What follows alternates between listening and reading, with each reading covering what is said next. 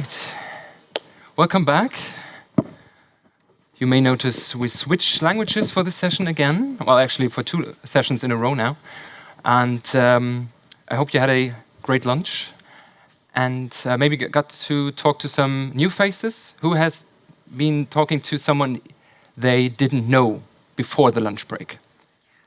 Well done. This really is a community building event. We should tell the people that organized this event. Yeah, I don't know whether in this room, because I really can't see much. But okay, this is really working out. I'm very happy about this. And maybe while talking to someone that you didn't know, you sort of thought about what you're saying way more than if you would talk to someone that you knew already, right? Because you, I don't know, want to appear smart, or you want to come up with some perspective or insight that you think is clever or makes you look good or something. And I would hazard the guess that already puts you on the path towards something Zsike would perhaps call the intellectual freelancer, meaning using your own head and right to do something with your own mind, which I think is talking about so much about tech in the last 1.5 days now is something we can all use more of, I feel. Zsike has been a guest last year as well. Who has seen her last year talking? Welcome back, well done. And by the way, if you now feel like that's not a lot of people, we had like 3/3 of people that are here at all haven't been here last year. So that's a good part of the audience, I feel. Yeah, so she has been a visitor to the Freelance Unlocked already, so she's familiar with the format, though it was in the Ultimate last year, so it's a new stage anyway. And she told me, and I'm so sorry to give this away, she told me that she's actually an introvert, which is completely crazy when you look at what you do, which is really something that I admire, and I feel that you have a very nice spirit about this. And whenever people are on stage that say they're an introvert, then I'm rooting for you even more than for people that say, you know what, this is so easy, I'm popping out of my suit and I can do this for a living, actually. So I'm very happy that you're here and look forward to your talk. Zsike Peter, please.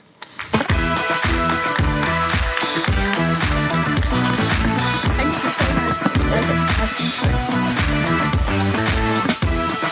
Hi, everyone. So yes, please be easy on me, because usually I play chess and knit at home and read my books, and that's my heaven. So this is my absolute nightmare, but also enjoy it about 10 minutes in.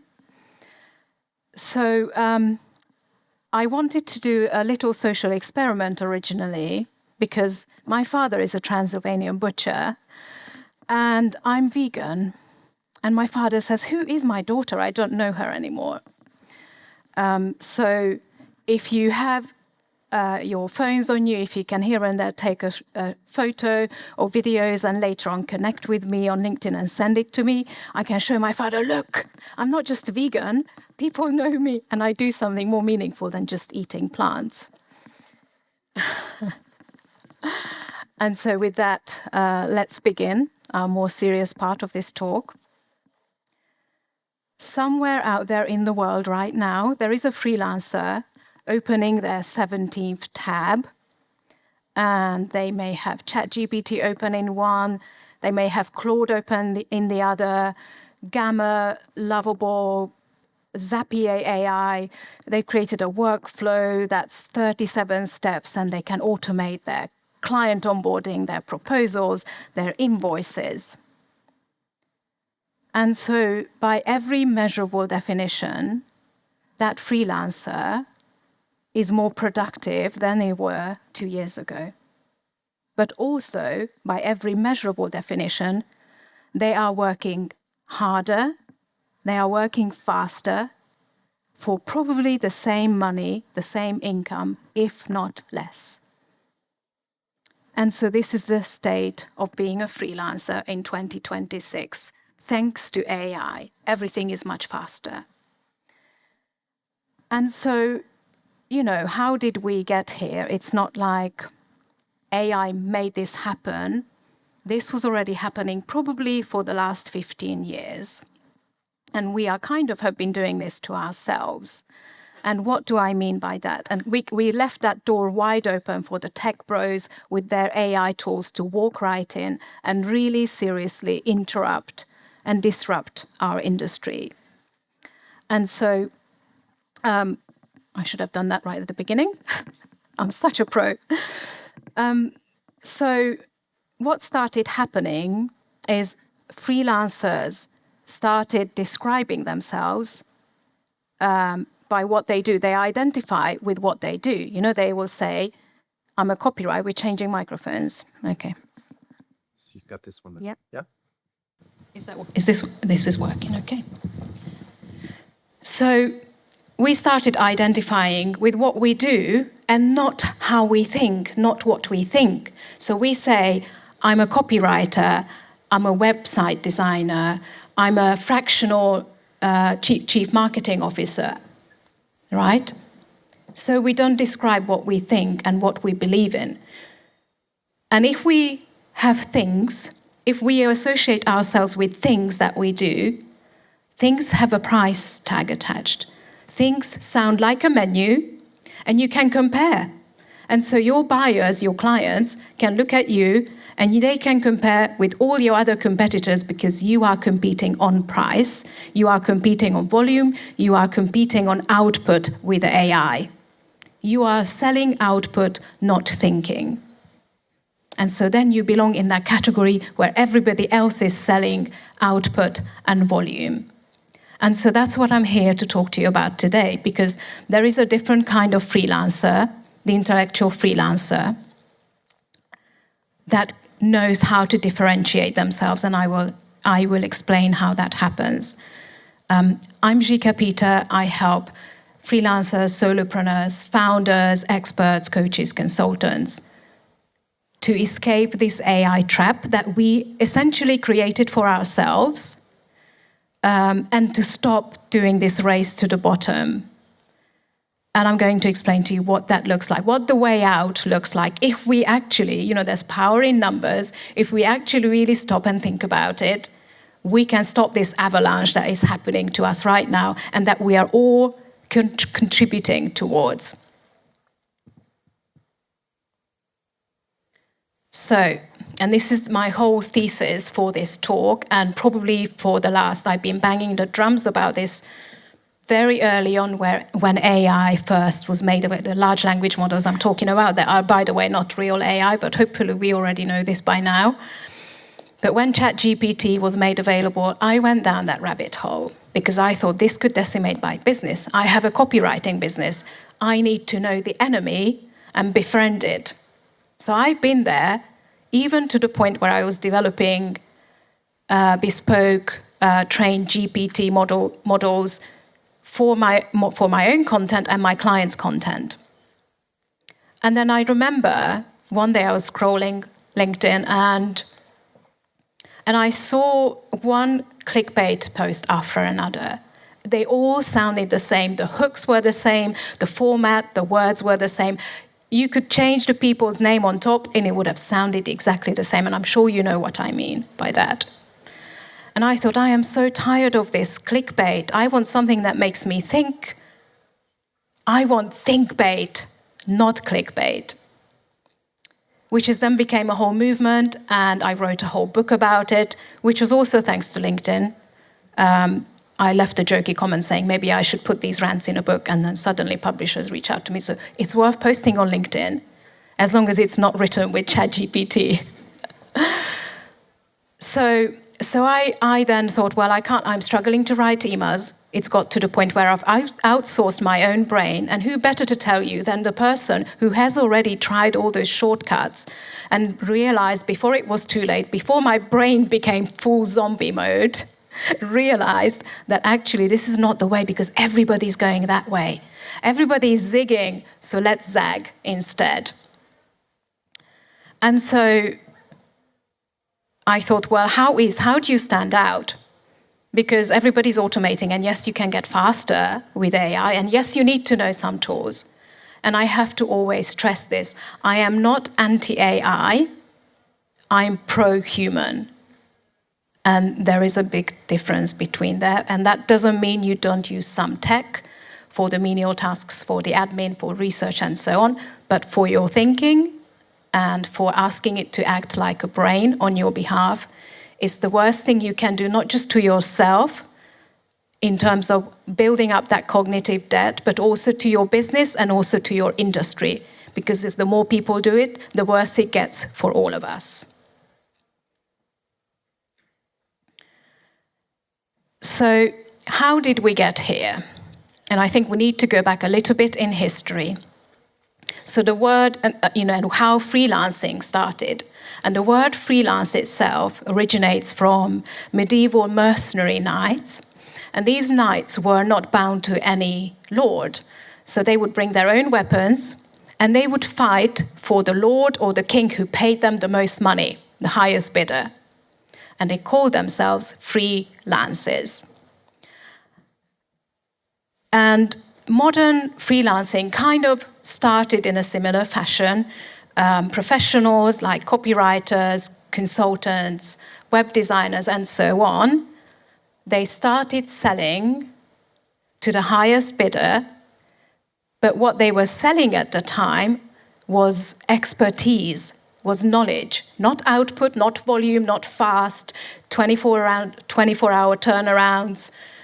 They were selling real earned expertise, real battle scars that they have made over 10, 15, 20 years of connecting the dots and knowing what to do even before the client finishes their sentences, which AI can't do, by the way, because it's the average of everything that's already out there. But you already know this. Otherwise, you wouldn't be here.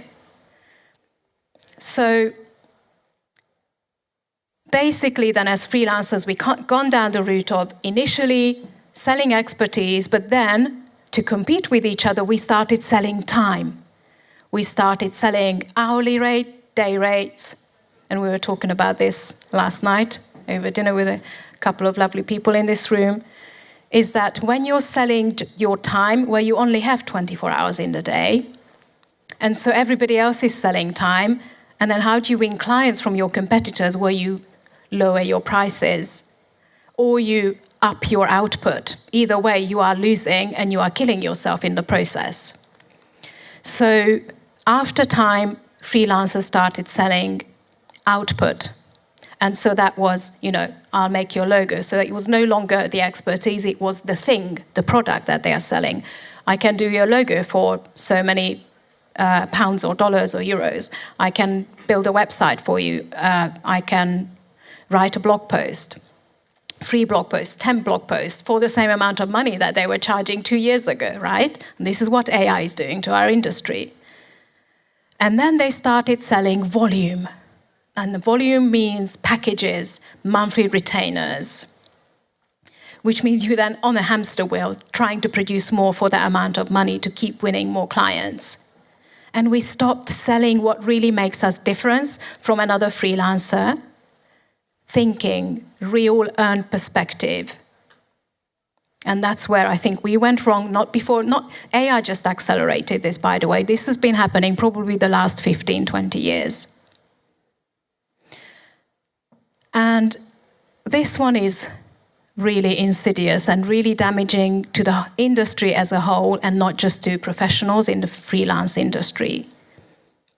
Because with AI now, anyone can write a very good-looking LinkedIn post that sounds 50 shades of beige, but it looks grammatically correct.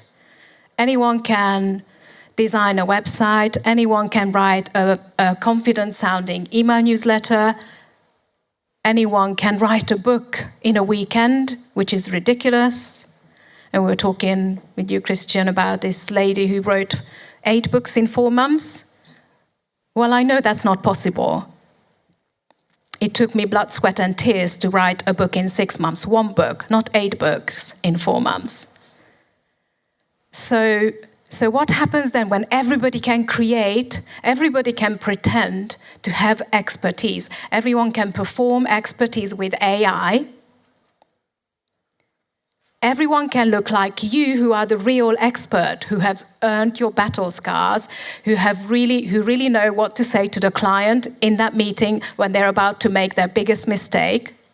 And somebody comes in, this little tech bro with the little AI Claude prompts, and they can fake that expertise and look exactly like you on paper. What happens then? The credibility collapses. Because when everyone sounds and looks the same, the clients are aware of this, and then you become commodity. You sound like everyone else, you look like everyone else. Why should the client pay more? Why should the client pay you over your competitors? So how do we then work backwards from that? And I can give you an example. This has happened with a few of my clients who, when ChatGPT was launched, within 6 months, I had about 4 clients leaving my business. And we provide copywriting services for them. And copywriting is one that's been affected mostly. So the statistics there was some studies done by Harvard Business School in 2024. And apparently between just the years 2022 and 2024, AI aided freelance jobs. And by that I mean freelancers that they went down the automation route. Those jobs declined by 21%. And that number is worse since then, as you can imagine. So obviously, I was seeing this play out within my own business, my own industry. And so these clients were leaving. And there was one particular client who was a consultant, and he had really deep expertise, very unique points of views that, we would regularly write about for him after, regularly talking to him, because you are not a mind reader, and AI is not a mind reader either. And he's left, and I knew that he was producing his content with AI because I could see it on his LinkedIn. He came back after a year and said, "Can we please talk, because this is not working for me?" And I asked him, "Well, what happened?" And he said, "Obviously, I thought that I could just do it myself with AI." And the volume was impressive. He was posting every day, sometimes twice a day, which is a mistake, by the way. You do not need to do that. You'll kill yourself, and it won't work in your favor. But what he's noticed is that the engagement just went down. People stopped commenting on his posts. People stopped liking. People stopped saving his posts. And slowly the DMs dried up. And the DMs is where the leads were coming in, where he won new business, right? You can't just, as a freelancer business owner, you can't just rely on referrals. So he's lost business, he's lost credibility, and he has to start from 0 or even below 0, because you have now destroyed your reputation. Because we can tell when we are reading something that was not created by a human, when there is no real thought. You cannot expect anyone to spend 5 minutes, 10 minutes reading your content, knowing that you have not put the same amount of time in and you just pressed a few buttons and AI generated it for you. That's disrespectful of my time. Why should I give you my time to then read that 50 shades of beige AI nonsense? No, thank you. And then the second biggest thing, and AI is accelerating this, is I touched upon earlier when I started this talk, is that we now identify ourselves with what we do and not what we think. Instead of, we say I'm a copywriter, I'm a web designer, I'm a fractional CMO. But if you're just talking about that, no one cares. People want to know what's in it for me. What do you really think about copywriting? So an intellectual freelancer would say, I think most B2B businesses, their content sounds like a company wrote it, not a human being inside the company. Now that's a stance, that's a position that you can then get behind, and you'll have other people add their opinions on. Web designer, instead of calling yourself, I'm a web designer, you say, I believe that people who design their websites with AI look like everyone else designing their websites with AI, right? That's a stance now, that's a position, and not a thing.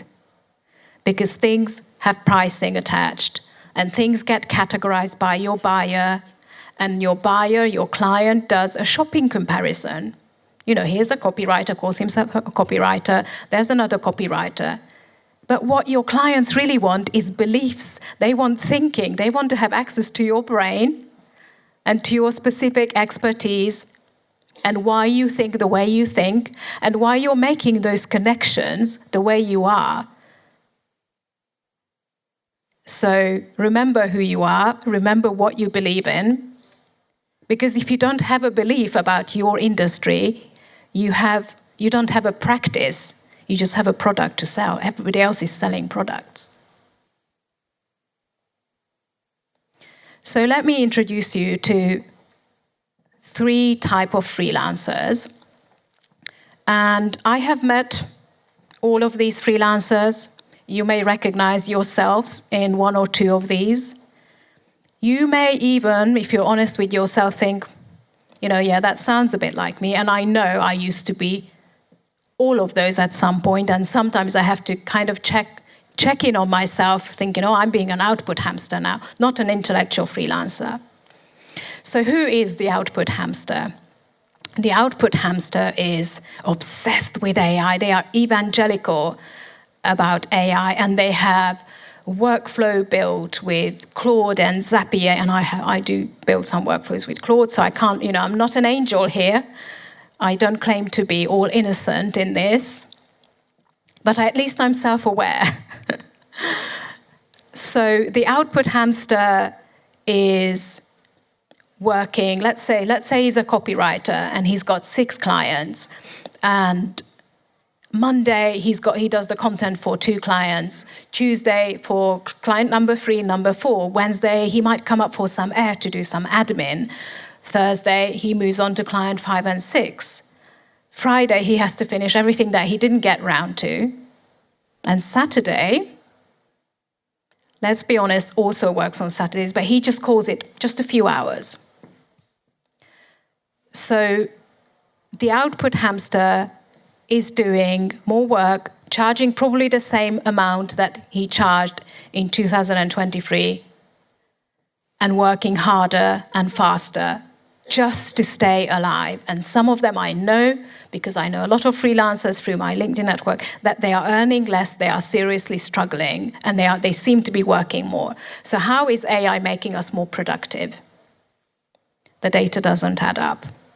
Now, the tool stacker is another level. The tool stacker is subscribed to every single new software coming up. They're on the wait list. They want to be the first person testing these tools.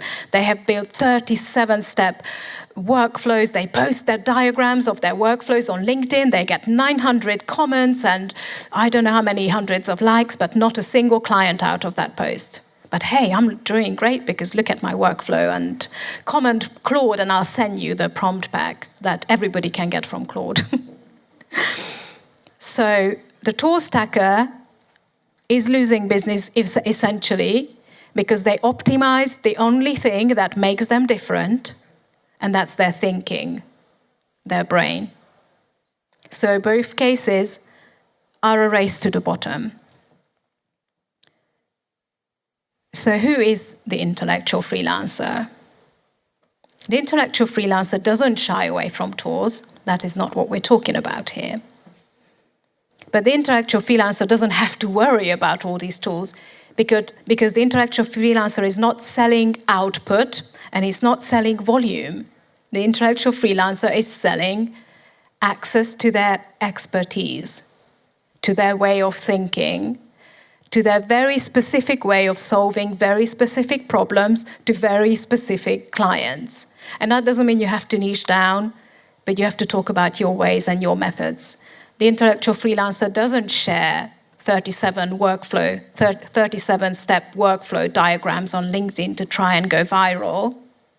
The intellectual freelancer will post about their very unique perspective. And it might be a long post. It will not be those dude bro, 3 short points, bullet points type of posts. They will not have 900 comments, but they will have real meaty intellect, real thoughts that they will share. And they are not worried. They have fewer clients than both the output hamster and the tool stacker. They work fewer hours than both of those, but they are earning more money. And I know of these people. They exist because they have actually remember that they can still think and use their brain, and they haven't outsourced that to AI and to tools and so on. So, and there is a prescription here, right? It's not like you have to be the intellectual freelancer, but how? What do you talk about? How do you position yourself? Think about, you might have a client who's not ready to work with you for £2,000, €2,000 a month. How do you earn the trust of those clients? Well, showing up online, talking about your expertise, doing podcasts, getting on stage, speaking in front of people, whatever opportunity you can get to show your expertise, because over time, I guarantee you all those small increments add up and people can't help but notice you. You will be unignorable. And that's just how it works. You don't have to be an out there person. You don't have to perform silly TikTok videos. You just have to talk about how you think and what makes your thinking different to your competitors, and have a stance. So many people are too careful. They want to be safe in what they say. They don't want it to look stupid. They want to come across serious. And actually, this is a European trait. I'm originally from Hungary. I live in the UK now, but the Brits are the same. We want to be taken seriously, so we show up on social media seriously, and we don't like to take risks with how we think and what we say in case somebody will ridicule us. I always say, I work with some American clients, and we should take their example, and they are so out there, we don't have to be that way, but they don't care about risks the way we do. Who cares if your old colleagues or classmate will think you are posting something silly? Who cares if it wins you clients over time? It's none of your business what other people think about you. That's a famous quote. I don't know whose quote that is, but it is. You shouldn't worry about what other people think. What matters is what you think about yourself and what your clients think about the work you do and how you can help them. And so that's how a freelancer becomes an intellectual freelancer. And to survive this race to the bottom, you can't be going down the same route. And by the way, the people selling us all of this are not freelancers. They are software companies. They are the tech bros who have spent years on Twitter, now X, where their little crypto empire didn't quite work out, and they have run out of people to scam. So now they're on LinkedIn, and they are selling you their prompt pack, saying you will get left behind, and you have to become a one-person agency and 10x your output, and you will be left behind if you don't get on board with AI. We don't all need AI, because in the process, we are forgetting what we do, who we are, how we think, who we serve. So think about in your own practice, with your own industry, how far the rabbit hole have you gone down? And what does that way back look like? And, I want to give you a few takeaways for you here, because speed is not the answer and faster output is not the answer. Find a freelancer that you like their content of. Think about one now. Do they post about what everybody else is posting about? No. Do they sound like everybody else?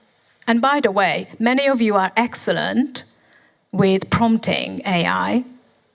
We all had to kind of learn it, get on board with it.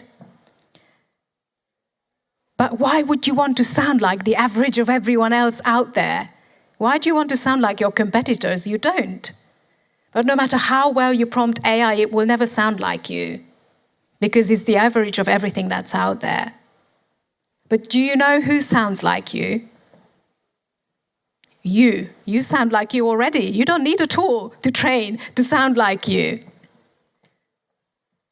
So just remember what you represent, how you think. And always think, well, the person reading your content at the other end, you have to answer what's in it for them. So what? When they read your post, your newsletter, your emails, your white paper, whatever you produce to try and get more business in through the door, think from your ideal client's perspective So what? What's in it for me? Why should I spend my time that I will never get back to listen to you, to read your piece of content, to read your newsletter? If you can't answer that question, it's just a waste of time, and you are chipping away at your own reputation. You're damaging your own reputation.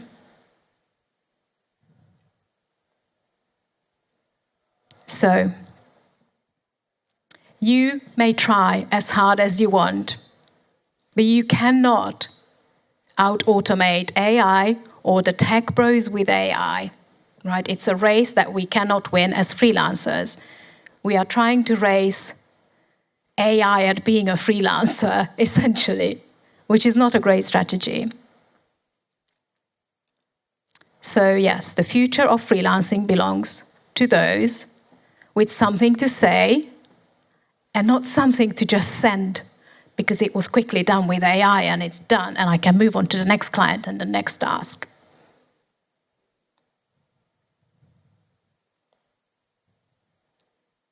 Thank you very much. Any questions?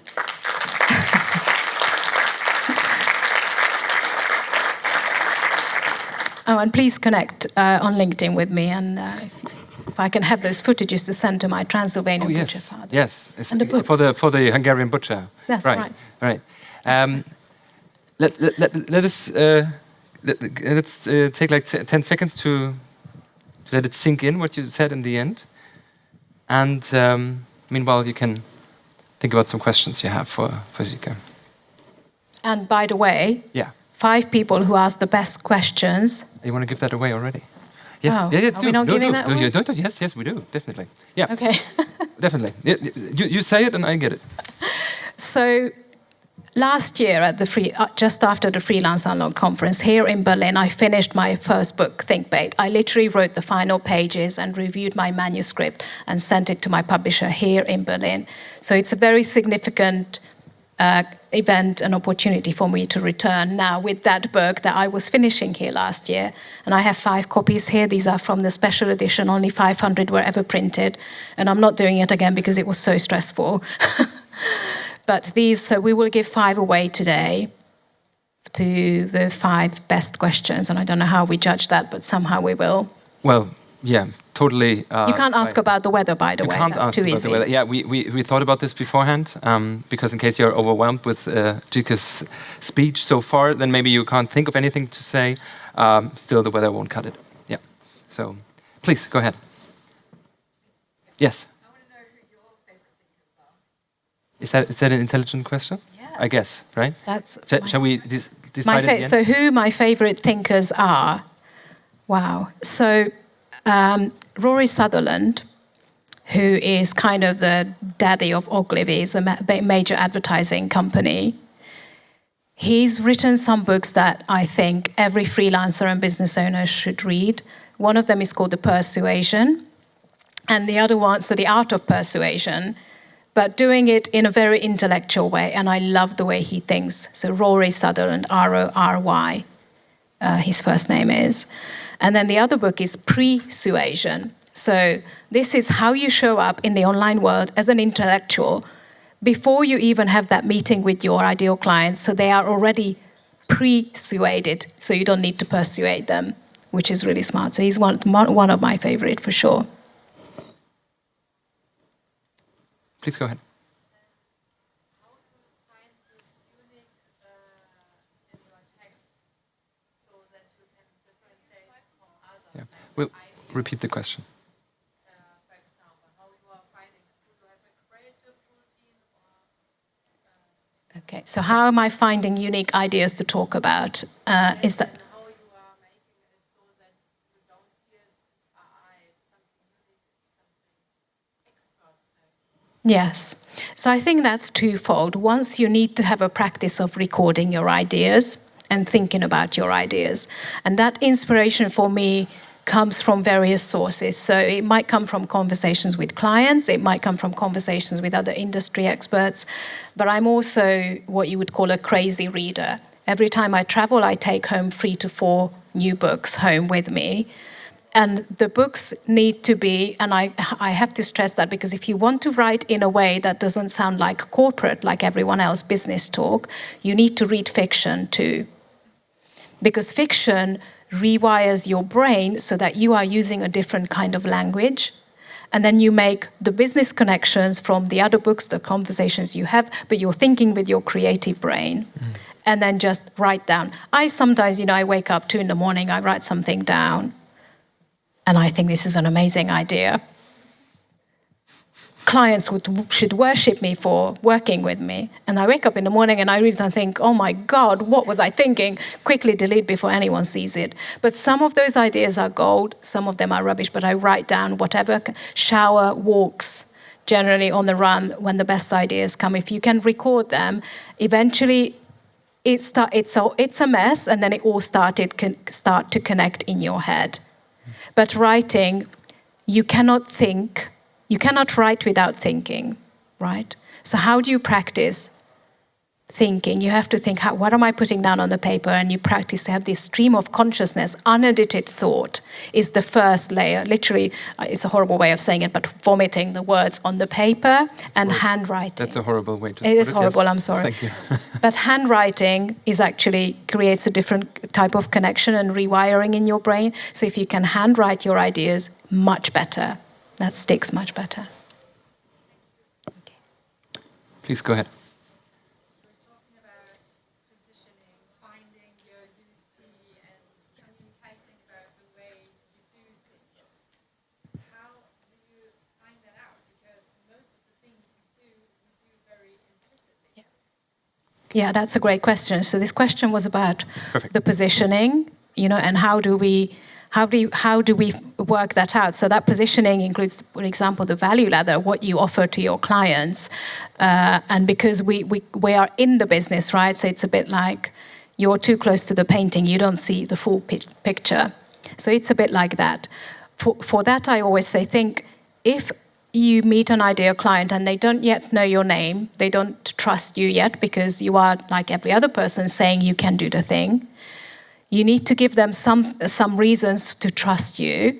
And a client is more likely to spend more money with you if they have first spent a small amount of money with you. So I would say, look at the value you provide and the service you provide. What does that look like at the smaller scale? What does it look like at 10 euros? Can you create an ebook that is now 10 euros? And every time somebody buys it, they subscribe to your email list. Once they subscribe to your email list, it's easier to earn their trust because social media platforms you don't own. That audience is never truly yours. It's rented land. But if you have them on your email list, you can nurture them. You can give them more value.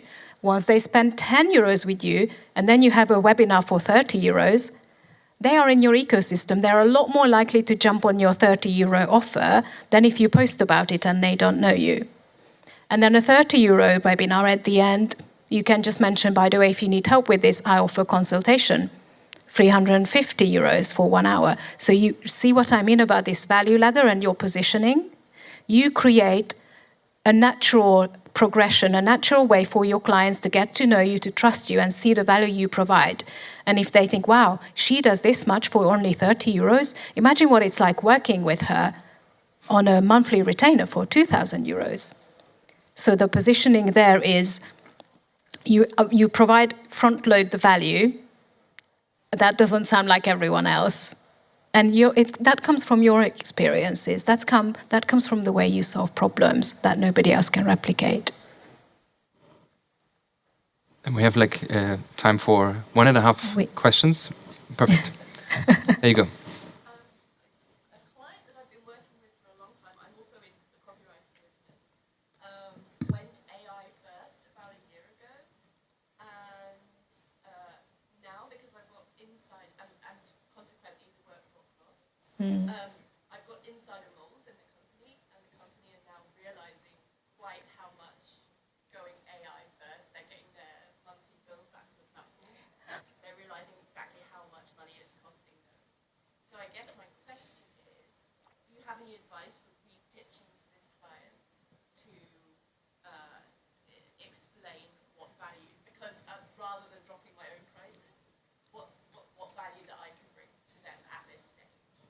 Okay, has everyone heard the question? Should I repeat the question? Yeah. So basically, the client that you used to work with has gone fully all AI first, and you now want to attempt to pitch them, because going AI first is actually costing them a lot of money. And this was always, by the way, the software companies and tech bros plan, is that make it free and available, get everyone hooked, addicted to these tools to the point where they cannot function without AI, and then slowly raise the prices and add paid ads and so on. And we all become these little AI zombies. I'm not cynical at all. No.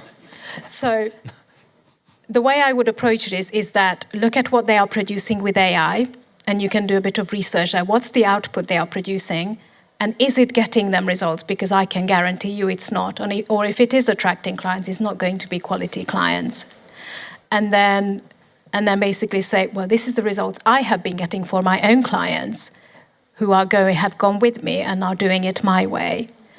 Do you want this?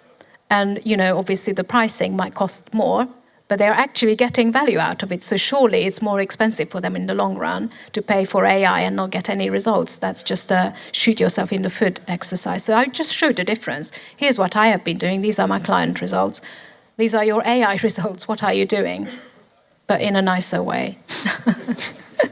Well, cynicism always helps, just before Yeah. the actual presentation, I guess. Yeah, then there was one last question over here, I think. Yeah. Please, go ahead.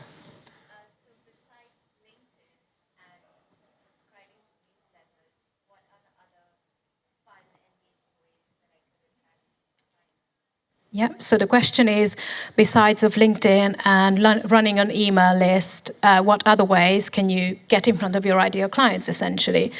And I always say, whether you like it or not, as a freelancer, you must build your online ecosystem so that there is a strong personal brand out there about you, because that's your best business card, right? Clients will look you up, they will Google you, they might even ask AI about you. So if you can get yourself on any podcast, doesn't matter if nobody downloads them, that podcast host will upload it to Spotify, to YouTube, and so on. Clients will look you up. There's a video of you talking like an expert. Somebody has positioned you as an expert, asking your opinion. So don't do lots of podcasts for free, as many as you can. Talks, run free workshops locally. All of those things put you in the room as an expert, and people will start sharing. This is a bit of a social experiment. At the beginning, I asked you, yes, I want to show my father that footage, but also this is also social proof that I'm collecting to show to my future clients. When they look me up, they see these videos and photos, and I don't have to then do my own marketing as hard, If somebody else says you're an expert, that's so much more credible than you calling yourself as an expert. So get out there, even if you're a massive introvert and prefer to play chess and knit at home. If I can do it, you can too. I know you gave the game away with the whole butcher making photos. Yeah, that's right. That's right. So it was all about getting... No. I have to show my father. He doesn't understand what I do whatsoever. Okay. Do you think the pictures will cut it? Will it make any difference? Yeah, he will be proud at least, because me being vegan doesn't make him proud. Okay, right. As long as he's proud, he doesn't need to understand, really. Exactly. Okay. Well, sounds very healthy. Let's judge whether the 5 questions were worth it. They were amazing. Amazing, right? And I think they all deserve the book. Right. So feel free to collect your free copy of Zsike's book just after we leave stage. Zsike, thanks so much for this. Yeah, it was a deep dive, I feel, and I really felt like we needed this sort of ingredient in this conference this year. So thank you very much for being here. Thank you so much for having me. I give this to you to hand out, and since we sort of